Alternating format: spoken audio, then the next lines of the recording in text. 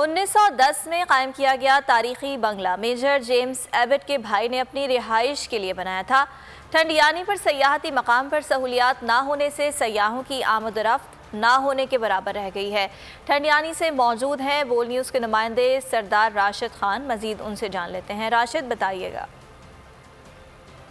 मौजूद हूँ एबटाबाद के सियाती मकाम ठंडियानी में और ये एबटाबाद की जो बड़ी ऊंची चोटी है, जिसकी जो बुलंदी है सतह समुंदर से जो है 9020 जो फुट बुलंदी है। और इस वक्त मैं मौजूद हूँ मेजर जेम्स एबट के भाई का जो बंगला था, तारीखी बंगला जो 1910 में कायम किया गया था। और जब पाकिस्तान बना तो उसके बाद जो है ये महकमा फर्श के हवाले किया गया। ये जो ट्रैक है नथिया गली से ठंडियानी तक जो 46 किलोमीटर का ट्रैक है वो ही यहाँ तक आता है, जिसमें 3 बड़े बंगले हैं, जो गली बंगला हो गया, सत्तू बंगला और डिग्री बंगला, और उसके साथ साथ जो फॉरेस्ट ऑफिस ये जो ठंडियानी में मौजूद है। अंतहाई खूबसूरत लोकेशन पे बना हुआ है और अंतहाई खूबसूरत है। इसकी अभी जो देखभाल करते हैं वो महकमा फॉरेस्ट करता है और बाकायदा तौर पर इसकी जो मेंटेनेंस है जितने भी है महकमा फॉरेस्ट के हवाले है। और अंतहाई खूबसूरत जगह पे है ठंडियानी।